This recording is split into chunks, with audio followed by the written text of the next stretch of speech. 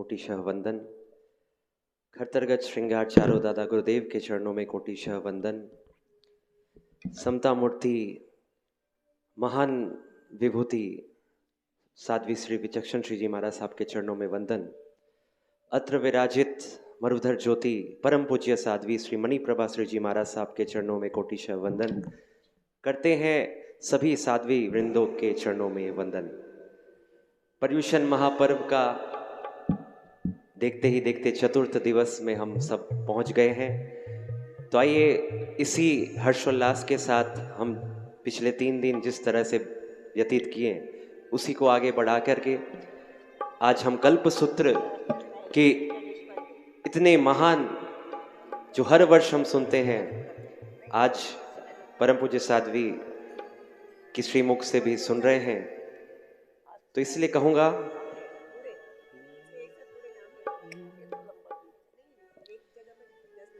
कर्मों की होगी हार और आत्म का उद्धार, भव सागर होगा पार आया, पर्व पर्युषण द्वार आया, पर्व पर्युषण द्वार। कर्मों की होगी हार और आत्म का उद्धार, भव सागर होगा पार आया, पर्व पर्युषण द्वार। सारे जैनों का त्योहार, पर्व की छाई बहार, भक्ति की चलेगी धार, समझाने धर्म का सार आया, पर्व पर्युषण द्वार। सारे जैनों का त्योहार।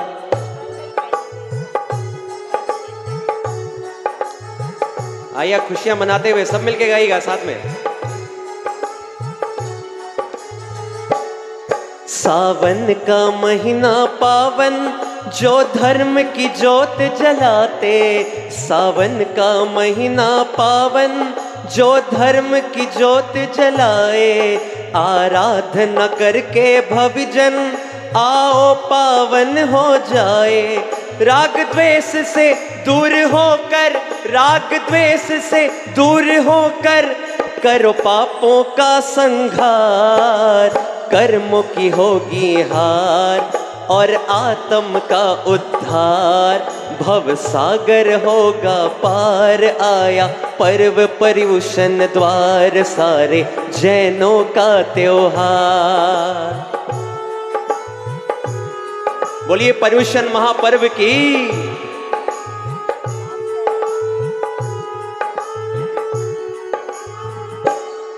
तप साधना करने का ये अवसर आया है सुहाना, तप साधना करने का ये अवसर आया है सुहाना। कल्प सूत्र को सुनकर अपने सब दोष मिटाना, कल्प सूत्र को सुनकर अपने सब दोष मिटाना।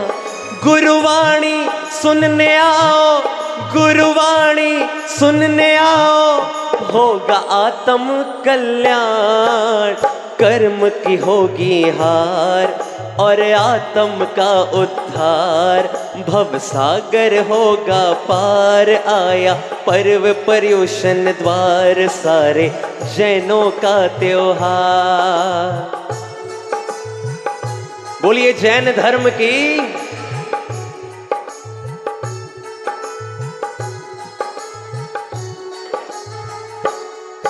अहिंसा परमो धर्म यह नारा जग में गाओ, अहिंसा परमो धर्म यह नारा जग में गाओ। मिच्छामि दुक्कडम देकर सब जीव से बैर हटाओ, मिच्छामि दुक्कडम देकर सब जीव से बैर हटाओ। महावीर का ये संदेशा, महावीर का ये संदेशा घर घर में गूंजे आज।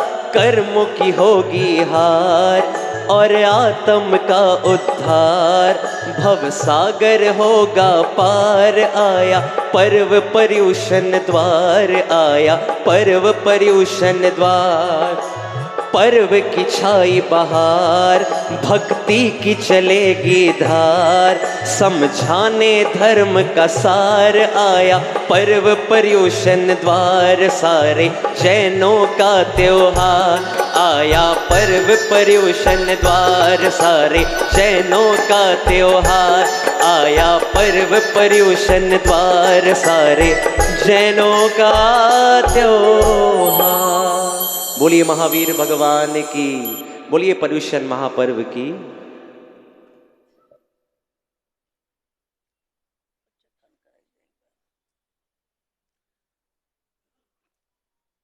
आज पचक्खान बीच में ले लें, बैठ के ले लें। जिनके भी आज चौथा उपवास है और जिनके तीसरा उपवास है और जिनके बेला भी है और जिनके उपवास भी है, एक उपवास के पचक्खान आज के हिसाब से सब लेंगे। सूर्य हो गया अवतठम पचक्खाई तीवम प्यारम श्रम काइमम साइमम अनत्रम भगणम सहस्त्रगणम पाणाट पौर्षि 60 पौर्षि मूर्ति पचकाई चोम प्यारम असम पाणम काइमम साइमम अनत्रम भगणम सहस्त्रगणम सौ समयवत्या गणम होती रही। एकासना पौर्षि 60 पौर्षि मूर्ति पचकाई आंबिल निविगई पचक्खाई लेवलेवनम गेत संसेठनम उकित गणम पडुच पटगणम एकास्तम ब्यास्तम पचक्खाई तिवम प्यारम असम काइमम साइमम अनत्रम भगणम सहस्त्र गणम सौ समयवत्या गणम होती रही।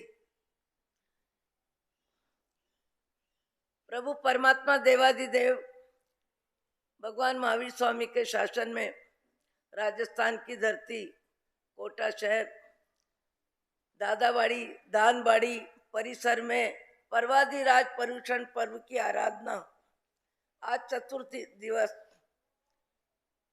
कल जन्म महोत्सव, कल परमात्मा का जन्म महोत्सव का कार्यक्रम सवेरे 9:30-10 बजे से 1 घंटा 9 से 10 पहले व्याख्यान चलेगा और 10 बजे से ठीक जन्म वाचन का कार्यक्रम प्रारंभ होगा। समय अनुकूल है। 9:15 बजते बजते जो भी व्यवस्था जमानी है पहले जमा लेंगे। आप लोग सपने जी रखना, पाठ आठ वगैरह व्यवस्था देख लेंगे। पर्वाधिराज पर्युषण पर्व में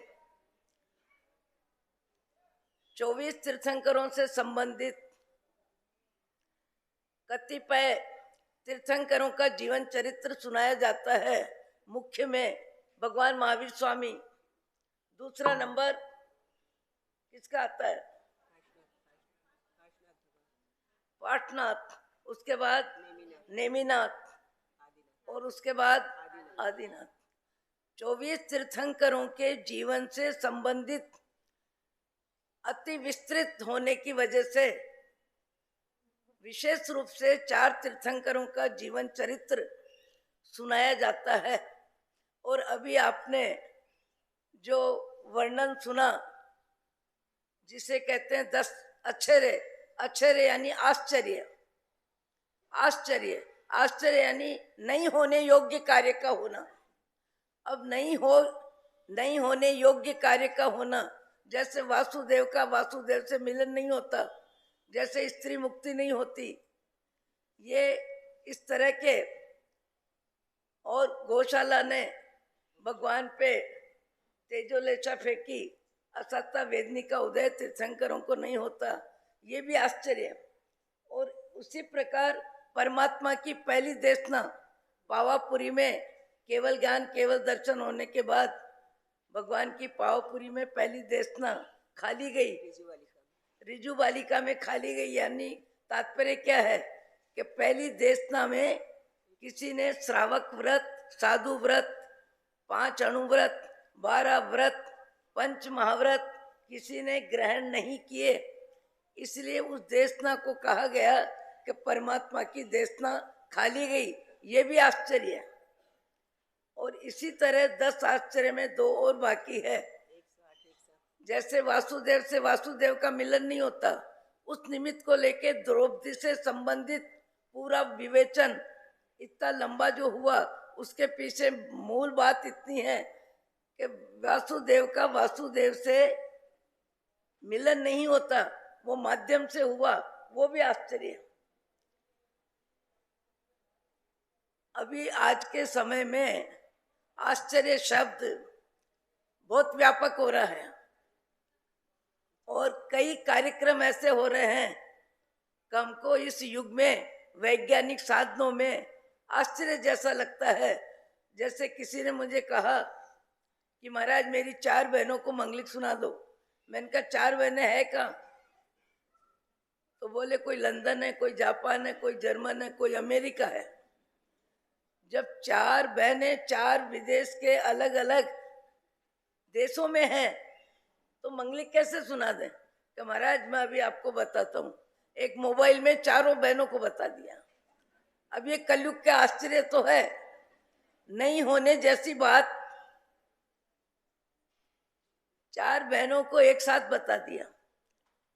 कभी समय था कि कोई भी मुसाफरी में जाते थे तो 2-4 दिन तक तो घर वाले पीछे वाले निश्चिंत रहते थे, जाएंगे, पहुंचेंगे, पत्र लिखेंगे या टेलीफोन देंगे, 5-6 दिन के बाद समाचार मिलेंगे।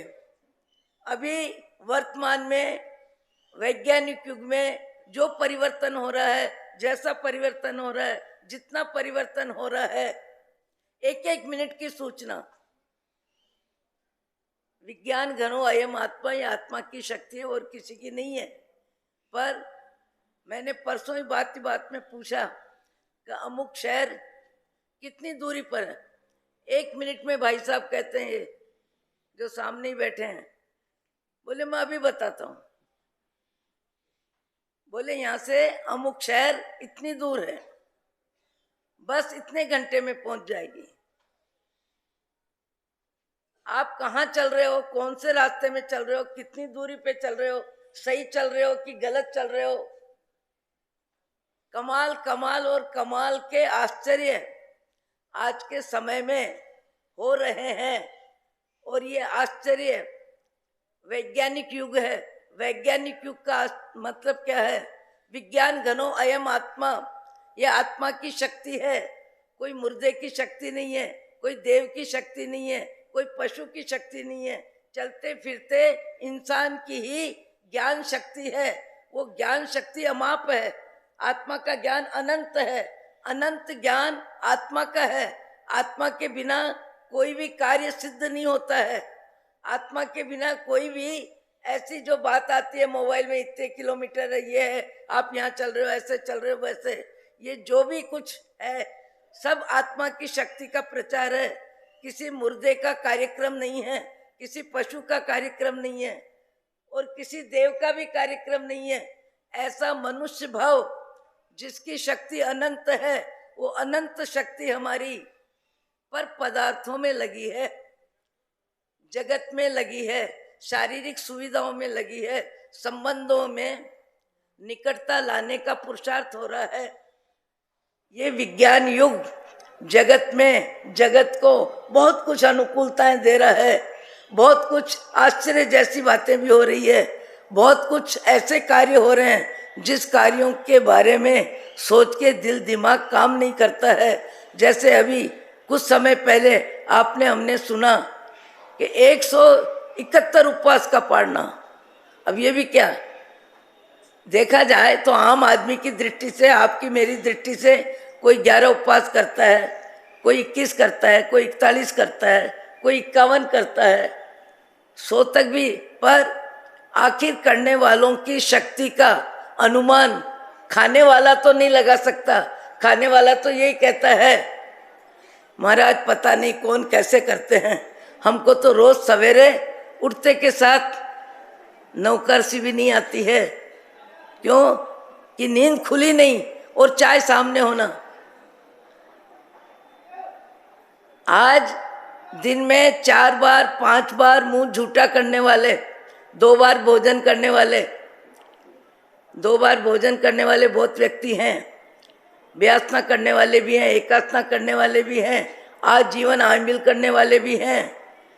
पर जिसका मन जिसका तन खाने की व्यवस्था में लगा है, मन की भी इजाजत नहीं है और शरीर की भी इजाजत नहीं है, ऐसे व्यक्तियों के जीवन में ज़्यादा बीमारी के संयोग में दवा का योग, तो आपको मेरे लिए क्या होता है? आश्चर्य होता है, आश्चर्य होता है। आश्चर्य क्या होता है? इतने उपवास 171 उपवास, उसके बाद पदयात्रा भी हो रही है, उसके बाद व्याख्यान भी दे रहे हैं, उसके बाद गोचरी भी जा रहे हैं। ये क्या है? आम आदमी के लिए आश्चर्य ही तो है। आश्चर्य क्या? जो कार्य होना असंभव है, असंभव का संभव हो जाना, उसका नाम आश्चर्य है। आज आपको, हमको, सबको जो कुछ सुनने को मिल रहा है, उसके पीछे यही कार्यक्रम है। जैसे मल्ली कुमारी के बारे में साध्वी जी ने बताया, 6 मित्रों के साथ आराधना करते थे, पर आराधना में उपवास स्वयं कर लेते और दूसरों का पाड़ना हो जाता, और फिर जानकारी कि मेरे उपवास है। यानी ये शब्द स्त्री पर्याय में जन्म होना, उसके लिए कहा जाता है माया नारी जाति को जन्म देती है। माया मल्ली कुमारी तीर्थंकर हुए, और ये आश्चर्य हुआ आपके हमारे जीवन में क्रोध मान माया लोभ का व्यवसाय, क्या स्त्री क्या पुरुष, पूरी जिंदगी भर, पूरी दिनचर्या में, खाने में, पीने में, बोलने में, बैठने में, आने में, जाने में, हमारा भाव जगत क्रोध मान माया लोभ से व्यस्त रहता है। कभी त्रस्त रहता है, कभी मस्त रहता है, पर क्रोध मान माया लोभ का व्यवसाय लगातार चलता रहता है, लगातार चलता रहता है। चलता है कि नहीं? 5 इंद्रियों का कार्यक्रम क्या होता है? आंख क्या देखती है? रंग। जिह्वा क्या? स्वाद। कान शब्द। नासिका सुगंध दुर्गंध, और शरीर स्पर्श। इन 5 इंद्रियों से संबंधित हमारा जीवन चलता रहता है। आपने मेघ कुमार का जीवन सुना। मेघ कुमार अपने जीवन में हाथी के भव में जो व्यवस्था जमाई, जैसा आपने सुना, एक मंडल बनाया, जीव दया, अपनी सुरक्षा, और अपनी सुरक्षा के लिए जो व्यवस्था की, वहाँ एक कौन जीव आके बैठ गया? खरगोश आके बैठ जाता है। और खरगोश आने के बाद पशु भव में जीव दया के भाव आ जाते हैं कि यदि मैं मेरा पांव नीचे करता हूँ तो खरगोश की जगह मेरा पांव पड़ता है, और मेरा पांव पड़ता है तो खरगोश का जीवन चला जाएगा। पशु गति में जीव दया के विचार आए, और इतने ज़्यादा विचार आए, कितने विचार आए? 3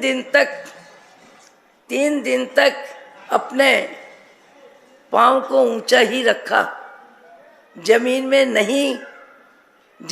नहीं जाने दिया कि जमीन में यदि मेरा पांव जाता है तो खरगोश की जिंदगी का समापन हो जाएगा। मनुष्य जीवन में द्रव्य दया, भाव दया। द्रव्य दया दूसरे जीवों के प्राणों की रक्षा, सुविधा में सहयोग, खाने में, पीने में, पढ़ाई में, लिखाई में, जिनके जीवन में अर्थव्यवस्था को लेके जहाँ भी कमी है और आपके पास जरूरत से ज़्यादा है, तो आपका भाव जगत दूसरे मनुष्यों को सहयोग देने में, जो अपने विचारों में उदारता लाता है, और विचारों में उदारता के साथ अपने धन की आसक्ति में अनासक्ति आती है, और अनासक्ति में मैत्री भाव आता है, और मैत्री भाव में दूसरों की जरूरत में हाथ लंबा होता है। वर्तमान में जीव दया, संवत्सरी को जीव दया होती है, यहाँ भी होगी, पर जीव दया हम अपने जीवन में दूसरों को शांति ज्यादा पहुंचाते हैं या अशांति ज्यादा पहुंचाते हैं? हम दूसरों के साथ हमारा व्यवहार मैत्री भाव का रहता है या तेरे मेरे विचारों में हमारा मन बुद्धि प्राण अटक जाते हैं? मेघ कुमार एक पशु के जीवन में पक्षी की दया, और दया का परिणाम कितना आया? दया का परिणाम कैसा आया? दया का परिणाम मेघ कुमार राज परिवार में जन्म हुआ। आपने एक बार नहीं 10 बार सुना होगा, संप्रति महाराजा का जीव उस भव से पहले क्या था? भिखारी के रूप में। भिखारी किसको कहते हैं? जिसको रोटी की भी जरूरत के लिए दूसरों के द्वार पे जाना पड़ता है, रोटी के लिए दूसरों के सामने हाथ फैलाना पड़ता है, रोटी के लिए दूसरों से अपेक्षा करनी पड़ती है। ऐसे व्यक्ति जो भिखारी के रूप में जीवन जीते हैं, वो भिखारी के रूप में जीवन जीने वाले व्यक्ति के रूप में है।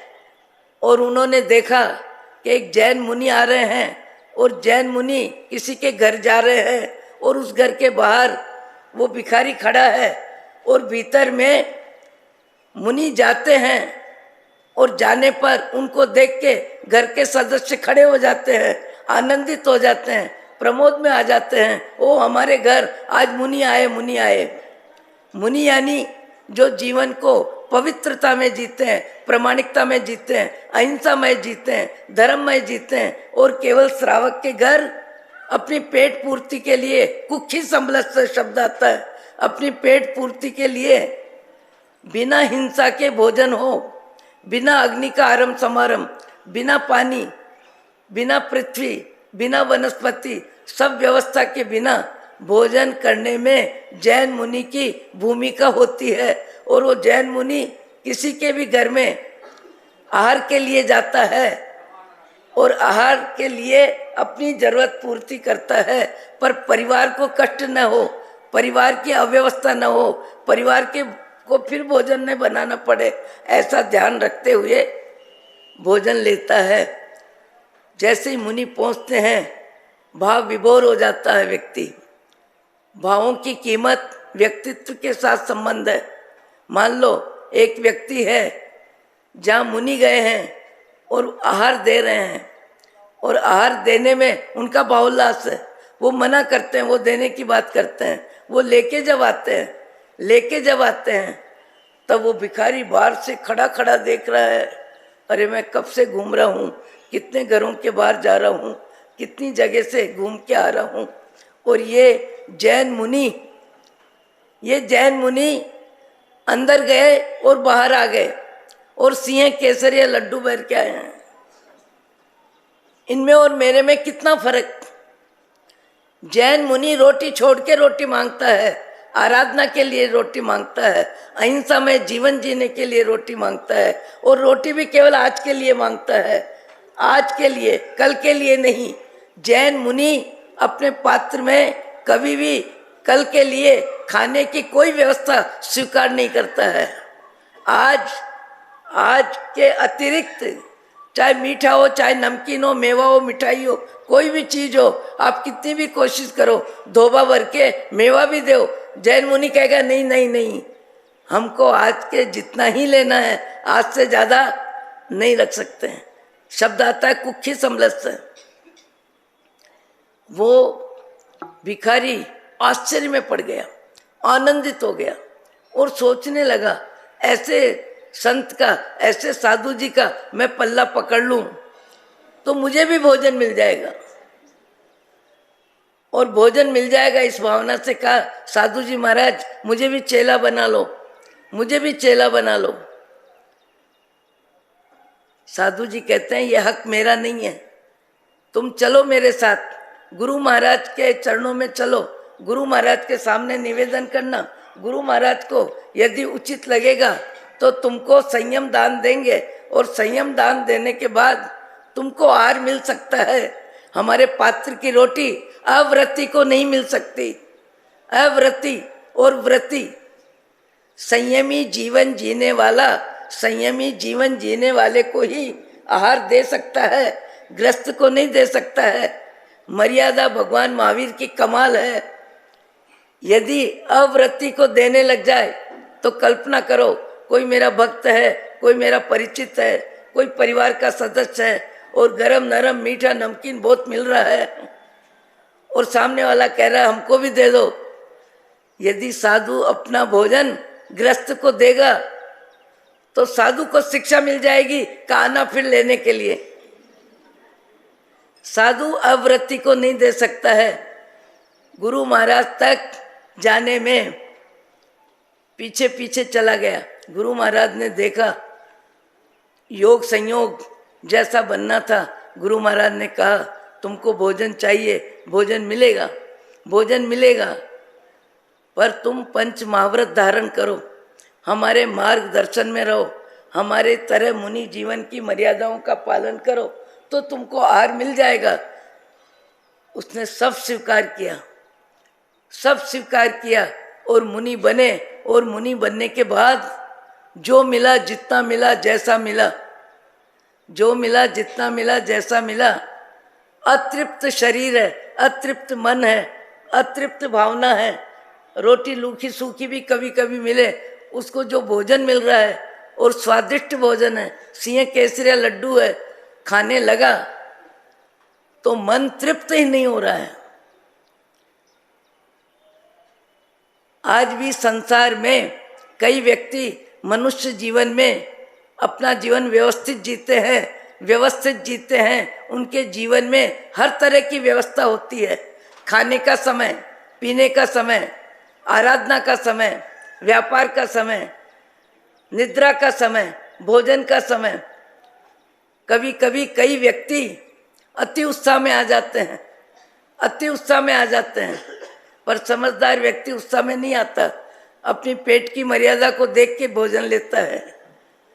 अपनी वाणी का व्यवसाय भी उचित और सीमित करता है। अपनी जरूरत भी कम में कम रखता है। परिवार के सदस्यों में भी अपनी जरूरत के लिए बार बार जिह्वा नहीं लाता है। योग्य व्यक्ति का जीवन पूरी तरह से योग्य होता है, सब तरह से व्यवस्थित होता है। बोलने में भी, खाने में भी, चलने में भी, बैठने में भी, हर तरह से व्यवस्थित जीवन जीने वाला व्यक्ति दूसरों के लिए मार्गदर्शक बनता है। यहाँ वो भिखारी जी मुनि जीवन में खाने बैठते हैं, गुरु महाराज देते जा रहे हैं, वो खाते जा रहे हैं। अब कभी खाया नहीं, इतना ही तो गरिष्ठ, इधर बेसन है, इधर घी है, इधर शक्कर है, और जो भोजन मिला है लूखे सूखे खाने वाले व्यक्ति को मिला है। पेट में दर्द उठ जाता है और पेट में दर्द उठने के बाद प्राण छटपटाने लगते हैं। उस समय मुनि उसकी सेवा में खड़े हैं, मुनि सेवा में खड़े हैं। कई आसपास के सेठ आ जाते हैं और वो भिखारी देख रहा है कि मेरी तबीयत खराब होने पर ये मुनि मेरी सेवा में खड़े हैं। और कई सेठ जो मेरे सामने नहीं देखते थे, जो मेरे को दुत्कार देते थे, जो फटकार देते थे, जो कहते जाओ आगे जाओ, आगे जाओ, आगे जाओ, ये सारे सेठ आज इस समय अर्धरात्रि में मेरी सेवा के लिए खड़े हैं। ओहो, ये जैन धर्म, ये मुनि धर्म, ये त्याग तपस्या का जीवन इनके जीवन की बलिहारी है। और इनके जीवन में प्रवेश लेना मेरे जीवन का अभी कितना परिवर्तन हो गया, कितना परिवर्तन हो गया। मैं धर्म को जानता नहीं हूँ, धर्म को जीता भी नहीं हूँ, अभी तो दीक्षा ली है, धर्म की मुझे जानकारी भी नहीं है, पर मैं वीतराग धर्म की अनुमोदना हृदय से करता हूँ। वीतराग धर्म की हृदय से अनुमोदना करता हूँ। ऐसा धर्म जिस धर्म ने भिखारी को भी मुनि जीवन में सम्मान दिया, उसको मुनि धर्म की, वीतराग धर्म की त्याग तप में जीवन की अनुमोदना का भाव आता है। और अनुमोदना के भाव में जैसे मेघ कुमार का जीव राजकुमार बनता है। 3 दिन तक अपने पांव को ऊंचा रखा और दूसरे जीव की दया की। राजरिद्धि, जीव दया का फल राजरिद्धि। यहाँ मुनि धर्म की अनुमोदना, अनजाने में, जानता कुछ नहीं है, नवकार मंत्र भी याद नहीं है, पर मुझे धर्म का शरणा हो, धर्म में मेरी रुचि है, मुझे आश्चर्य है। और धर्म के प्रति आंतरिक भावों में इतना श्रद्धा बल, इतना श्रद्धा बल, वो श्रद्धा बल संप्रति महाराजा के रूप में जीवन मिलता है। अव्यक्त सामायिक का फल राजरिद्धि है। राजरिद्धि अव्यक्त सामायिक का फल। संप्रति महाराजा का जीवन कितना ऊंचा है, कितना अच्छा है, कितनी प्रतिमाओं के मंदिर बनाए, कितना कुछ किया। संप्रति महाराजा धर्म के प्रति आस्था, धर्म के प्रति रुचि, धर्म के प्रति श्रद्धा। कभी कभी हम लोग अपने जीवन में निंदा भी कर लेते हैं, आलोचना भी कर लेते हैं, मजाक भी कर लेते हैं, धर्म करने वालों की मजाक भी बना देते हैं। अरे माला फेर रहे, देखो माला फेर रहे, सब तरफ देख रहे हैं, क्या माला फेर रहे हैं। ये उपवास करते हैं, उपवास करते हैं, कल देखना पाड़ने के टाइम ये नहीं, ये नहीं, ये नहीं, ये नहीं। खुद नौकारसी नहीं करता है, खुद दिन में पान चबाता है, खुद दिन में गुटखा खाता है, खुद दिन में कभी बाजार में कुछ मुंह के लगाता है, कभी कुछ लगाता है। अपने जीवन का ठिकाना नहीं है और दूसरे के अच्छे आचरण की अनुमोदना की जगह आलोचना में व्यक्ति किन भावों का बंद करता है, किन भावों का बंद करता है। यहाँ हमने उदाहरण सुना, हम उदाहरण सुनते हैं, सुनते रहेंगे। एक भाव में हमारी अक्ल ठिकाने नहीं आएगी, क्योंकि अनंत भाव में हमने शरीर को मैं माना है, इंद्रिय सुख को अपना सुख माना है। प्रसिद्धि और प्रशंसा, प्रसिद्धि प्रशंसा और सम्मान के हम पुजारी हैं। और ये मनुष्य भाव में जिनका पुण्य का उदय होता है, उनको ये सारी सामग्री मिलती है। ये सारी सामग्री मिलने के बाद जीव का विवेक जब जागरूक रहता है तो व्यक्ति सम्मान को भी पचाता है, सुविधा को भी पचाता है। जैसे भोजन पचता है वैसे उसका वैभव भी पचता है। और कभी कभी त्याग और तप में भी व्यक्ति मान कषाय को लेके कैसे भाव कर लेता है, आपने पहले भी सुना है। तपस्वी मासक श्रवण का पालना करता है, मासक श्रवण का पालना करता है। और वो तपस्वी जिसको आमंत्रण राजा साहब देते हैं कि मेरे घर पालना करना, हमारे यहाँ पालना करना, पर वो शर्त क्या रखता है, आपको हमको धर्म करने वालों को जीवन में विवेक जगाने की जरूरत है।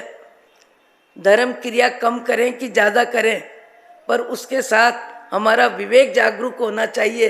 विवेक जागरूक ये होना चाहिए, तब को भी पचाना आना चाहिए। दान देने के बाद मैंने दिया, इन शब्दों को बोलने के लिए हमारी जिह्वा मौन रहे। मैंने तप किया, आत्मा के लिए किया, कर्म क्षय करने के लिए किया, आत्मा में भाव बने, मैंने तप किया। पर तप करने के बाद भी हमारा क्रोध मान माया लोभ का व्यवसाय चालू रहता है। और क्रोध मान माया लोभ का व्यवसाय व्यक्ति को कहाँ से कहाँ घुमा देता है, कहाँ से कहाँ धक्का दे देता है। अच्छे कर्म करने के बाद भी दूध में शक्कर की जगह नमक डालने जैसा काम हो जाता है, नमक जैसा काम हो जाता है। क्यों? भाव जगत बदलना आसान नहीं है, भाव जगत बदलना बहुत कठिन है। और भाव जगत ही हमारा जगत है। और भाव जगत मनुष्य भाव में ठिकाने आ सकता है। भाव जगत को हम मनुष्य भाव में सही तरीके से जीवन जीने के लिए शास्त्र स्वाध्याय, सत्संग, परमात्मा भक्ति, सज्जनों की संगति, ऊंचा आचरण वाले व्यक्तियों का संपर्क से हम अपने जीवन में बहुत कुछ सीख सकते हैं, बहुत कुछ अनुकरण कर सकते हैं, बहुत कुछ प्रेरणा ले सकते हैं। आज भी संसार में सब क्वालिटी के जीव हैं, सब क्वालिटी के जीव हैं। कभी कभी तो ऐसे जीवों के दर्शन होते हैं, ऐसे जीवों के दर्शन होते हैं कि जिनके बारे में अपन सोच भी नहीं सकते। मैंने एक बार पहले बोला था, तब मुझे किसी ने कहा था कि महाराज ऐसा उदाहरण फिर देना। मैंने एक बार जलगांव में प्रश्न किया था कि मुझे ऐसे व्यक्ति से मिलना है जो व्यक्ति जीवन में माता पिता की सम्मान के साथ लंबे समय तक सेवा की हो, सम्मान के साथ सेवा की हो। ऐसे व्यक्ति के दर्शन करना है। देखो, स्वार्थ में सेवा करना बड़ी बात नहीं है। अपनी इच्छा पूर्ति व्यक्ति मुख्यता देता है सब जगह। व्यवसाय के रूप में सेवा करना अलग चीज है, और सेवा धर्म से सेवा करना अलग चीज है। आपने सुना है रोज व्याख्यान में आने वालों ने कि मुझे कहा गया ये व्यक्ति है जिसने अपने माँ बाप की सेवा बहुत लंबे समय की है, लंबे समय तक सेवा की है। मैंने कहा कौन? वो व्यक्ति कहता है महाराज, उनको कहता है चुप रहो। बहुत अच्छे व्यक्ति अपनी प्रशंसा सुनने में उदार नहीं होते, अपनी प्रशंसा सुनने में मन नहीं लगाते, अपनी प्रशंसा सुनने में कानों को खड़ा नहीं करते, अपनी प्रशंसा सुनने के लिए लालायित नहीं रहते हैं। अच्छे मनुष्य जैसे रोटी पचाते हैं वैसे अपने अच्छे कर्म भी पचाते हैं, और अच्छे कर्म जो पचाते हैं उनके कर्मों की निर्जरा होती है। निर्जरा इसीलिए होती है कि कर्म क्षय होते हैं। कर्म क्षय क्यों होते हैं? कि कर्म के अनुसार वो पुण्य पाप का बंध नहीं करता है, उसके कर्मों की निर्जरा होती है। हम अच्छे कर्म करते हैं, पर अच्छे कर्म करने के बाद हमारा मान कषाय सिर उठाता है, हमारा मान कषाय सिर उठाता है। और मान कषाय कितना सिर उठाता है? अपने मन को मैं ही जांचूं। कभी कभी अपन ने अच्छा काम किया और 10 व्यक्तियों के अच्छे काम में नाम आ गए और अपना नाम रह गया, नाम रह गया, वहीं मन ऊंचा नीचा हो जाता है। ये लाभ तो मैंने भी लिया, मेरा नाम क्यों नहीं आया? 11 उपवास तो मेरे भी है, 15 उपवास तो मेरे भी है, 21 उपवास तो मेरे भी है। इन सब के नाम आ गए, मेरा नाम रह गया। नाम रह गया, वहीं व्यक्ति क्या करता है? मन में क्षुभित हो जाता है, दुखी हो जाता है, उदास हो जाता है, क्योंकि उसको पता है नाम मेरा है। आत्मज्ञान के बिना, सम्यक दर्शन के बिना क्रोध, मान, माया, लोभ का व्यवसाय कभी किसी के जीवन में कम होता ही नहीं है। मेरा नाम, नाम किसका? शरीर का। शरीर का नाम मेरा नाम, शरीर की सुंदरता मेरी सुंदरता, पुण्य का उदय मेरी पहचान, मेरा बंगला, मेरा मकान। अरे तेरा तेरा तेरा है क्या? तेरा रैन बसेरा है, घड़ी भर का मेला है, आंख बंद होते ही खेल खत्म है। पर व्यक्ति का राग, सबसे ज्यादा व्यक्ति के जीवन में राग होता है, और राग में व्यक्ति राजी होता है। राग की पहचान ज्यादा में ज्यादा दूसरों को कराना चाहता है। बात ही बात में अच्छा ही बोले बिना व्यक्ति रहता नहीं है। वो जो अपन ने उदाहरण 2-3 ले लिए, पर एक उदाहरण कौन सा है जिसका वर्णन अभी हो चुका? कार्तिक सेठ हो गया। कार्तिक सेठ एक तपस्वी मासक श्रवण के पांडे मासक श्रवण करता है, और राजा साहब को कहता है राजा साहब कहते हैं मेरे यहाँ भोजन करना। वो स्वीकार कर लेता है, और स्वीकार करने के बाद क्या कहता है? अरे मैंने मासक श्रवण की तपस्या की, सारा गांव मेरी साता पूछने आया, सारे परिचित लोग आए, अपरिचित लोग आए, पर मैंने सुना है एक कार्तिक सेठ जो जैन धर्म का पक्का अनुयायी है, उसने मेरी साता नहीं पूछी है। एक सेठ मेरी साता पूछने नहीं आए। अब बताओ, 1000 व्यक्तियों ने साता पूछ ली, मन तृप्त नहीं हुआ। एक व्यक्ति ने साता नहीं पूछी, उसी में मन घूम गया। और मन घूम के क्या सोचता है कि मैं इसको झुका के रहूंगा, मैं इससे नमन करवा के रहूंगा। कभी कभी कई व्यक्ति अपनी शक्ति के प्रदर्शन में दूसरों के प्रति क्या क्या विचार करते हैं। राजा साहब को कहता है आप पाड़ना कराओगे, मैं पाड़ना करूंगा। पर कार्तिक सेठ अपनी पीठ पे भोजन की थाली रखे और मुझे पाड़ना करावे तो मैं पाड़ना करूं। राजा साहब ने सिर पकड़ लिया। कार्तिक सेठ इंसान है, सज्जन है, धर्मी व्यक्ति है, अच्छे मानवों में उसकी गिनती है। ऐसे व्यक्ति को ऐसा आदेश कैसे दिया जाए, ऐसा आदेश कैसे दिया जाए। पर यदि मैं भोजन कराने की शर्त नहीं मानता हूं और भोजन किए बिना कल वापस मासक चौन ले लेगा, कहीं दुआ देगा, बद्दुआ देगा, कहीं कुछ देगा। जबकि धर्मी जीव कभी कुछ ऐसा करता नहीं है, पर लोगों के मन में भय होता है, भय होता है।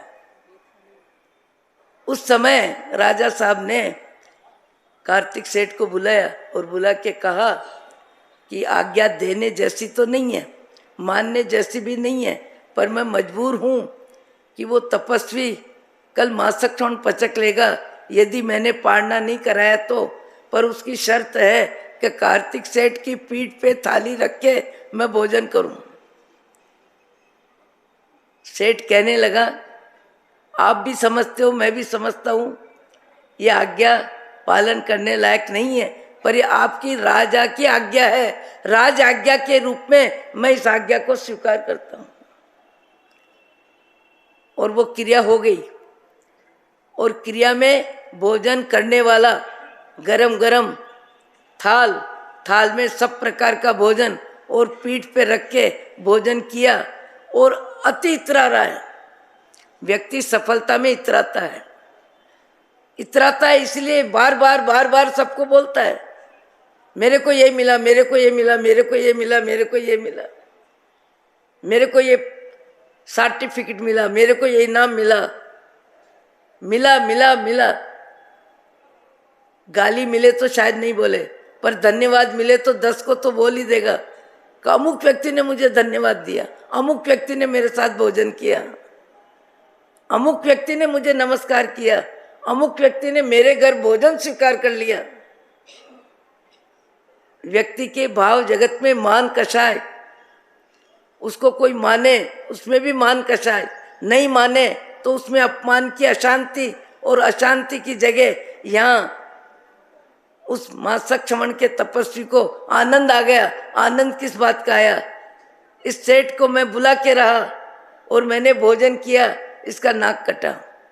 व्यक्ति सफलता में अति प्रसन्नता जब होती है तो उसका मान कषाय बढ़ता है, और मान कषाय बढ़ता है, कषाय बढ़ता है, और कषाय बढ़ता है तो मूलड़ो थोड़ो रे भाई ब्याजड़ो गणो। कार्तिक सेठ अपने जीवन में त्याग तप संयम इतना उत्कृष्ट जीवन जीता है कि उसका नंबर कहाँ लगता है। पहले देवलोक का इंद्र बनता है, और यहाँ तपस्वी ने भी मासक चौण तो कम नहीं किए, पर दूध में जहाँ शक्कर डालनी चाहिए वहाँ क्या डाला? नमक डाला। मान कषाय बढ़ गया। पैसा बढ़े, मान कषाय न बढ़े। कभी कभी किसी की आवाज में मैं सुनती हूँ, आप आए हो, टैक्सी में आए हो। अरे महाराज हम टैक्सी में क्यों आए, हमारे तो घर की कार है। अरे घर की कार होना भी एक बहुत बड़ी पहचान है। व्यक्ति कहता है, कई व्यक्ति कहते हैं हम बाजार की सवारी में नहीं जाते, बाजार की सवारी में नहीं जाते। क्यों नहीं जाते? नहीं, हमारे तो घर की व्यवस्था है, हमारे यहाँ कायदा है, घर के साधन से ही जाते हैं। ये इतराने वाली बातें हैं और कुछ नहीं है। समय बदलता है, परिस्थिति बदलती है, कब किसके जीवन में क्या समय आता है। मैंने ऐसे व्यक्ति को देखा है जिसके चांदी की बग्गी, सोने की पालिश, और उस व्यक्ति का भोजन भी गरम ठंडा हो, और बर्तन भोजन के सारे चांदी के, ऐसे व्यक्ति को 80 वर्ष की उम्र में दिल्ली की नई सड़क पर टेम्पो लेते हुए देखा है। क्या अभिमान करना, क्या सुंदरता का अभिमान, क्या संपत्ति का अभिमान, क्या नाम का अभिमान, क्या दाम का अभिमान, क्या बड़ा भवन, क्या बढ़िया कार। अरे कार, तुम्हारे भाव तो बेकार है। कार कितनी भी अच्छी है, पर वो अच्छी कार तुम्हारे भावों को बेकार कर रही है। मैंने जैसे कहा था कि एक बार भद्रावती में आने वाला व्यक्ति कहता है, देख मैनेजर, मैं 70 लाख की कार में आया हूँ, 70 लाख की कार में आया हूँ। उस समय मैनेजर कहता है, मैं तो कुएं का मेंढक हूँ भाई साहब, मैं क्या जानूँ। वो 70 लाख की कार का अभिमान करने वाला, पैसे का प्रदर्शन करने वाला, नाम कमाने की ख्वाहिश में अपने आप को मान कषाय में गुब्बारे की तरह फुला रहा है। और 70वें दिन मालूम पड़ा, ओम शांति हो गई, प्राण पखेरु उड़ गए, धन यहीं रह गया, परिवार यहीं रह गया, कार यहीं रह गई, केवल अभिमान उसके साथ गया। जीवन में अभिमान करने जैसा किसी को कुछ नहीं मिला है। जो मिला, जितना मिला, यहीं वालों से मिला और यहीं वालों के लिए मिला। कुदरत ने कमाल किया है। एक राई रत्ती कोई चीज अगले भव में लेके जा नहीं सकता, न यहाँ रह सकता है, न लेके जा सकता है, न सदा रह सकता है। कब छूटेगा ये भी पता नहीं, कहाँ से जाएंगे ये भी पता नहीं, कब जाएंगे ये भी पता नहीं, कहाँ जाएंगे ये भी पता नहीं, और कहाँ से आए ये भी पता नहीं। ऐसे संसार में क्या लुभाना, और ऐसे संसार में क्या इतराना, और ऐसे संसार में मोह माया में अपनी मानसिकता को क्या व्यस्त करना। घड़ी भर का मेला है, घड़ी भर का मेला है, दुनिया झमेला है। कभी कड़वा करेला है और कभी दाड़िम का दाना है। सब कुछ बदल रहा है। आपके देखते आपके चेहरे बदल गए, मेरे चेहरा बदल गया, मेरी आयु बदल गई। आपके जीवन में कितने प्रसंग बने और कितने प्रसंग बदल गए। वो इतराने का लाभ मास्तक के तपस्वी को देव गति मिली, पर देव गति मिली पर उसने किसी को नीचा दिखाने में, किस अपनी इच्छा पूर्ति में अति में अहंकार किया। देव गति में भी हाथी के शरीर में एरावण हाथी बनता है। और देवगति की एक विशेषता होती है, मैं कहाँ से आया ये मालूम होता है, अवधि ज्ञान होता है। मनुष्य को तो योग्यता से होता है, देवों को गति के आधार पे होता है। और इंद्र महाराज भी उसी देव गति में, उसी देवलोक में कार्तिक सेठ इंद्र बनते हैं। दोनों को अवधि ज्ञान है। अब दोनों को अवधि ज्ञान है और अवधि ज्ञान तपस्वी को हो गया, और तपस्वी ने देखा कि मेरा स्थान इंद्र का आसन है, इंद्र का आसन है। अब इंद्र का आसन, इंद्र मेरी सवारी करेगा और इंद्र मेरे आसन पर बैठेगा और मैं एरावण हाथी के रूप में उसको बैठाऊंगा। क्रोध आ रहा है, नाराज हो रहा है, दुख हो रहा है कि मैं कहाँ से कहाँ गया। मैंने तो इस सेठ को परास्त किया था और ये सेठ आज मेरे शरीर पे बैठेगा। मूलड़ो थोड़ो रे भाई ब्याजड़ो गणो। कर्म बंधन का समय कम है, कर्म का भुगतान का समय लंबा है। कर्म बंधन का समय इतना नहीं है जितना भुगतान का समय है, क्योंकि कर्म बंधन में भाव जगत जितना तीव्र होता है, ईर्ष्या में, क्रोध में, अहंकार में, रचना में, वासना में, व्यक्ति लगाव, वस्तु लगाव में जिसकी जितनी आसक्ति होती है, जितना ममत्व होता है, उतने ही चिकने कर्म बंधन होते हैं। और कर्म बंधन का समय लंबा होता है। आप सामान्य बात है, आप अनुभव कर सकते हो अपने जीवन में। एक व्यक्ति है, 15 दिन से टाइफाइड में था और उसकी तबीयत ठीक हो गई और डॉक्टर ने कहा भैया लूका फुल्का उबली सब्जी खाना। वो किसी मित्र के यहाँ जाता है और मित्र के यहाँ दाल बाटी बनी है। इधर तो मित्र का आग्रह है और इधर स्वयं की जिह्वा, स्वाद के अधीन हो रही है। स्वाद और सम्मान दोनों की व्यवस्था जब एक साथ मिलती है तो कई व्यक्ति कई समारोह में अपने लिए हुए नियम तोड़ देते हैं और नियम बदल देते हैं। आज अष्टमी में क्या हुआ, कल नहीं खाऊंगा, परसों नहीं खाऊंगा। स्वाद और सम्मान, मेरे मित्र है, ये राजा साहब है, ये मंत्री है, इन्होंने मुझे आमंत्रण दिया, इन्होंने मुझे आग्रह किया, इनके आग्रह कैसे टालूं? भगवान की आज्ञा टाल दूं, इनका आग्रह कैसे टालूं?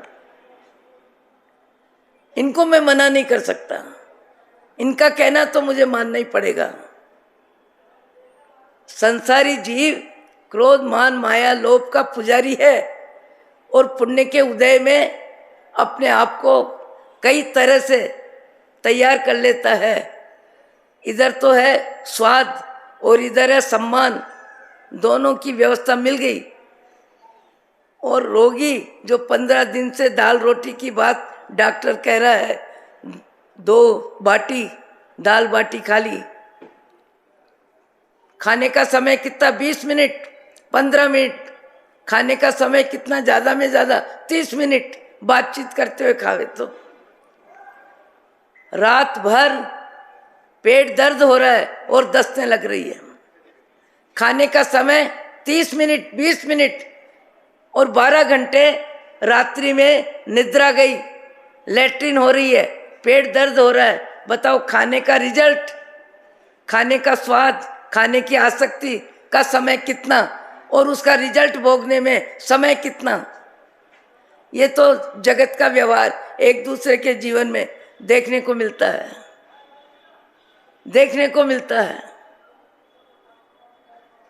इंद्र महाराज अवधि ज्ञान से देख रहे हैं, इसको क्रोध आ रहा है, ये परेशान हो रहा है, मान कषाय इसका मजदूर कर रहा है, मजबूर कर रहा है। फिर इंद्र महाराज ने कहा, हे देव, ये संसार है, 4 गति 84 लाख योनि में जीव पुण्य पाप का भुगतान करता है, अनंत काल से करता आया है, करता रहेगा। तुम्हारा विवेक इसी में है, जो तुमने कर्म बंधन किए हैं उसका भुगतान शांति से करो, उसका भुगतान समता से करो, उसका भुगतान कर्म का उदय समझ के करो, तो तुम्हारे नए कर्म नहीं बंधेंगे, नहीं तो नए कर्म और बंधेंगे। किए कर्म का भुगतान राजा राणा छत्रपति भगवान महावीर जैसे महावीर उसी भव में मोक्ष जाने वाले, उसी भव में मोक्ष जाने वाले इंद्रों ने जिनकी जन्म महोत्सव मनाया, ऐसे भगवान महावीर स्वामी को मोक्ष जाने से पहले कई जन्मों में कई प्रकार के जो कर्म बंधन हुए, सारे कर्म बंधन का भुगतान 12.5 वर्ष तक उपसर्ग और परिसर सहन करके सारे कर्मों को क्षय किया, तभी मोक्ष हुआ। और सारे कर्मों को क्षय करने में परम समता में रहे, परम समता में रहे। जो समता में रहता है उसके कर्म कटते हैं, जो रोता है, चिल्लाता है, दुखी होता है, नाराज होता है, परेशान होता है, कर्मों के साथ भी राग द्वेष करता है, उसके पुराने कर्म जितने भोगता है उससे ज़्यादा नए कर्म बनते हैं।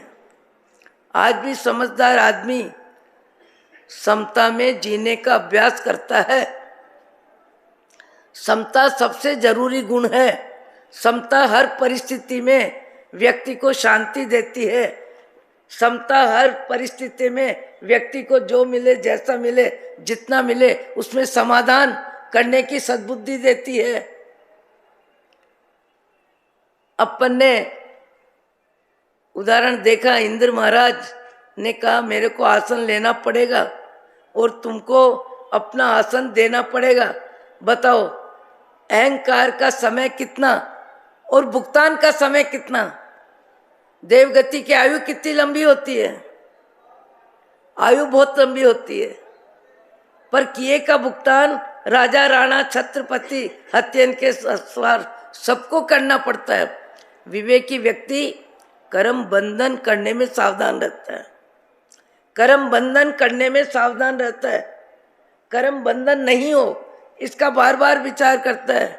मुझे याद है विचक्षण श्री जी महाराज नई दिल्ली छोटी दादावाड़ी में, विज्ञान श्री जी महाराज मातुश्री लकवे के रोगी थे। और 1.5-2 बरस लकवे में एक ही हॉल में आमने सामने बैठते थे और अपने जीवाराम से बार बार बात करते थे। देखो जीवाराम, तुम्हारी जन्म देने वाली माँ लकवे में सो रही है, तुम क्या कर सकते हो?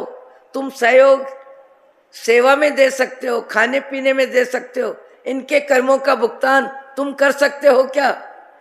जिसके कर्मों का भुगतान जिसको ही करना पड़ता है। जीवाराम, कर्म बंधन करने में सावधान सावधान सावधान, भोग में रोग में सावधान नहीं, कर्म बंधन करने में सावधान बनो। अपने आप से बात करते करते कभी महाराज कहते थे, जीवाराम ऐसा कान पकड़ते थे, अपना कान पकड़ते थे, अपना कान पकड़ के कहते थे, इससे ज्यादा तुम्हारे लिए प्रेरणा क्या मिलेगी कि तुम्हारी जन्म देने वाली माँ तुम्हारे सामने इतनी तकलीफ पा रही है, तुम क्या कर सकते हो? तुम कुछ नहीं कर सकते हो। जिसके कर्म जिसको ही भुगतान करना पड़ता है। समझदार व्यक्ति निमित्त कोई भी मिले, कैसा भी मिले, धन का मिले, धरती का मिले, सम्मान का मिले, अपमान का मिले, सुविधा असुविधा जो भी मिले, वीतराग का भक्त, राम का भक्त, श्री कृष्ण का भक्त, जैन धर्म का भक्त, महापुरुषों का अनुयायी अपने भाव जगत को हर परिस्थिति में ठीक रखने की कोशिश करता है, अपने भाव जगत को ठीक रखने की कोशिश करता है।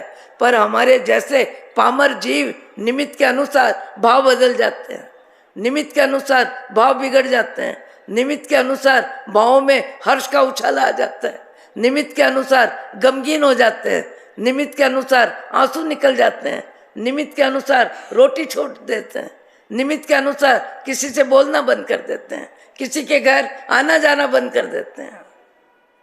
एक भव के संयोग संबंधों में राग द्वेष का रिजल्ट जीव को लंबे समय तक भुगतान करना पड़ता है। मुझे मालूम है, मैंने पहले भी बोला है, जयपुर में घी वालों के रास्ते आत्मानंद भवन तपागज का उपाश्रय एक संत आए हैं, विचक्षण सिंह जी महाराज भी, ये संवत 2016 की बात है, विचक्षण सिंह जी महाराज भी उनके सम्मान में गए हैं। और सब वापस जब नीचे उतर रहे हैं, एक कुत्ता ऊपर चढ़ के आ जाता है। वो संत जिनका संत स्वभाव होगा, जीव शक्ति को जाना होगा, पहचाना होगा, वो कुत्ता जैसे ही चढ़ के आता है, उस समय वो संत उसके पीछे पीछे आते हैं और कहते हैं, जीवाराम जीवाराम, भगवान तुम नीचे उतर जाओ, भगवान तुम नीचे उतर जाओ, तुमको यहाँ कोई नहीं जानता, तुम आत्मा हो, कोई नहीं जानता, तुमको सब कुत्ते के रूप में जानते हैं, पर्याय के रूप में जानते हैं, एक भव के संबंधों का ये भुगतान है, भगवान तुम नीचे उतर जाओ। सब में आत्मा है, कुंथुओं में भी आत्मा है, मक्खी में भी आत्मा है, मच्छर में भी आत्मा है, आप में, मेरे में, सब में आत्मा है। आत्मा गई नहीं और जीवन का खेल खत्म हो जाता है। इसलिए हर जिंदगी में हर जीव जीना चाहता है। क्यों जीना चाहता है? वो जानता है मैं ये हूँ। जब तक आत्मा को आत्मा का ज्ञान नहीं होता है, वहाँ तक जीव शरीर को मैं मानता है, और शरीर को मैं मानता है और नाम को मेरा मानता है, और जड़ जगत और चेतन जगत दो के परिग्रह में वो व्यस्त रहता है। अनंत काल की यात्रा में चींटी भी शक्कर के दाने का परिग्रह करने में सावधान रहती है। शक्कर के दाने का संग्रह करने में चींटी भी सावधान रहती है, क्योंकि परिग्रह सबको चाहिए, परिग्रह सबको चाहिए, जीवन जीने की व्यवस्था चाहिए। सब जीव जीना चाहते हैं, जैसे आप हम सब।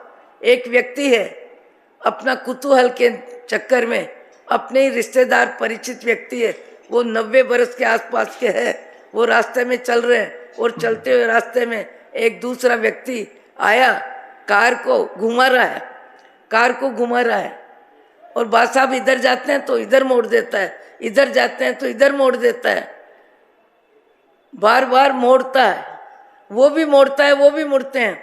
वो नीचे उतर के पूछता है, बा साहब अब आपके जीवन में बाकी क्या रहा? आपका जीवन 90 वर्ष का हो गया और जाना तो है, आपको मालूम है। उसके बाद आप मेरी जैसे कार घूम रही है वैसे अपने पाँव क्यों घुमा रहे हो? पाँव क्यों घुमा रहे हो? क्यों पाँव घुमा रहे हो? जाने की उम्र आ गई, जाना है तो जाने में क्या दिक्कत है आपको?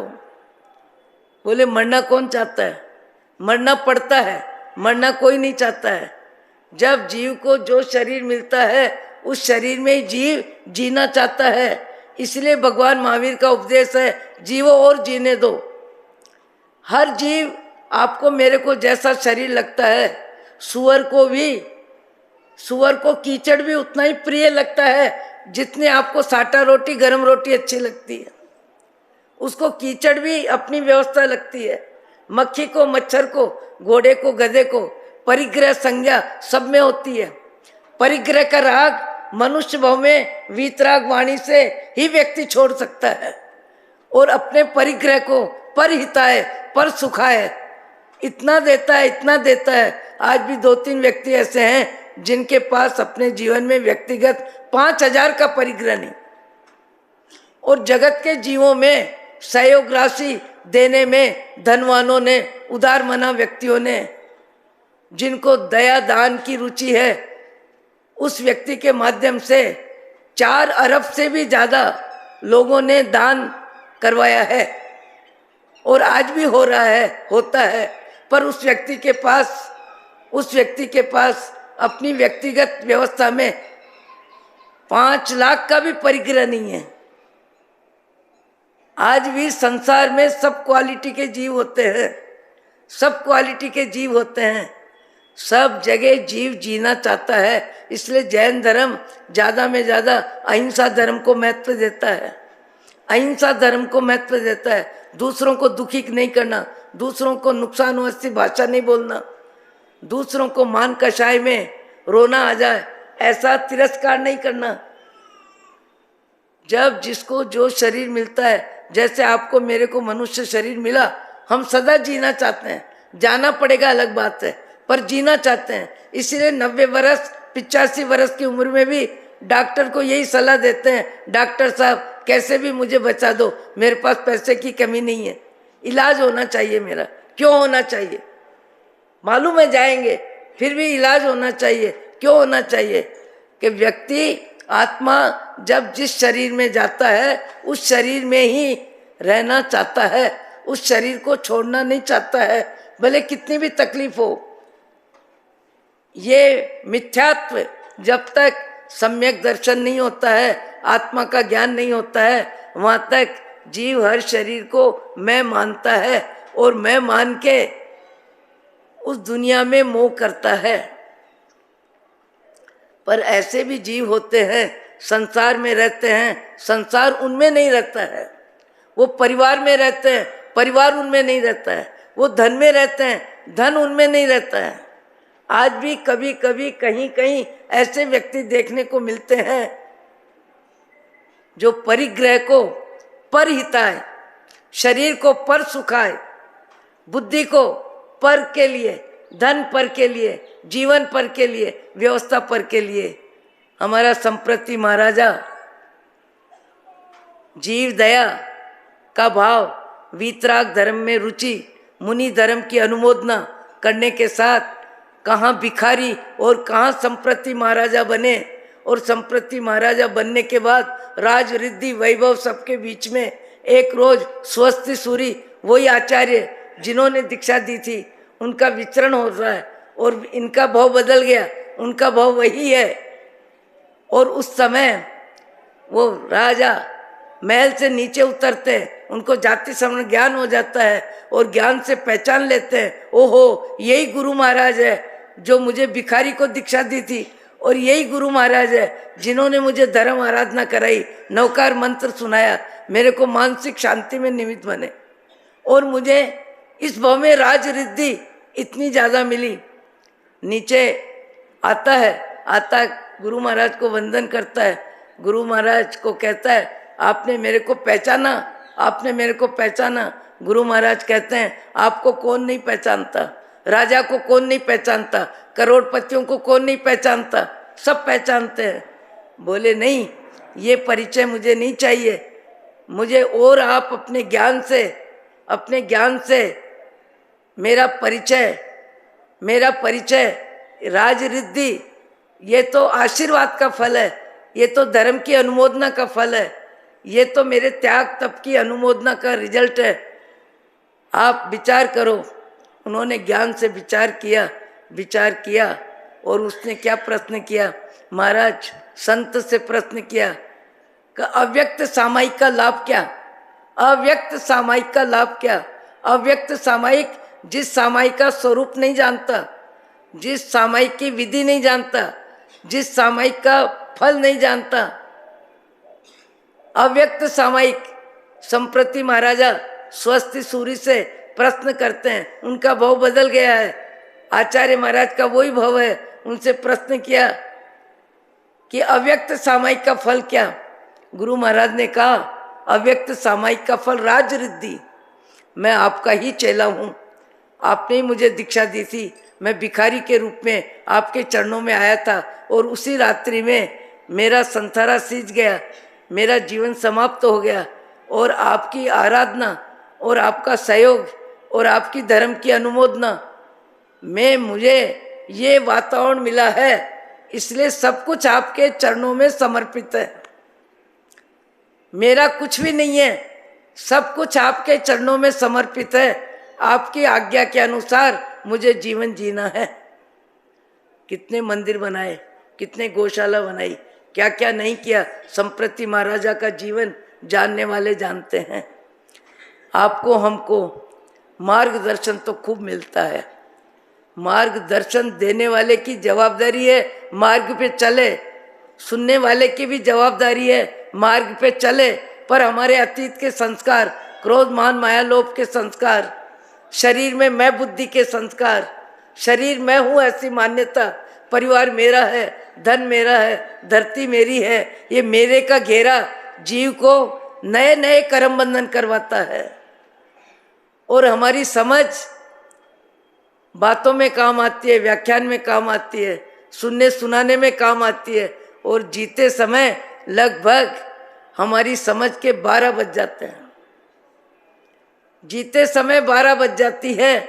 भगवान आपको मुझको सद्बुद्धि दे कि हमारे जीवन में सद्गुण बढ़े, दुर्गुण घटे, आसक्ति कम हो, परिग्रह राग भी कम हो, स्वाद का राग भी कम हो, संबंधों में कटुता, संबंधों में आलोचना, संबंधों में बातचीत का व्यवहार खत्म। ये संवत्सरी पर्व है, आने वाला 2 दिन के बाद एक दूसरे से बातचीत किसी की बंद होगी भी नहीं, होती भी नहीं है। जैन धर्म के अनुसार क्षमापना संवत्सरी को करने वाला जीव सबसे पहले क्षमापना उनसे ही करे जिनके साथ मन मुटाव है, बातचीत बंद है या किसी वजह से अन्य मनस की स्थिति है। तैयार करें 2 दिन में भगवान की वाणी का लाभ। भगवान की वाणी का लाभ आपका मेरा आत्मा का कल्याण करेगा। अहो अहो श्री सद्गुरु करुणा सिंधु अपार, पामर पर प्रभु करो अहो अहो उपकार, जे स्वरूप समझा बिना पायो दुख अनंत, समझाव्यो ते पद नमो। श्री सद्गुरु भगवान परम पुरुष प्रभु सद्गुरु, परम ज्ञान सुख धाम, जेहने आप्यो भालनीस, तेहने सदा प्रणाम। देह छता जेहनी दशा, वरते देहातीत, ते ज्ञानी ना चरण मा, हो वंदन अगणी। चखाण हो गए।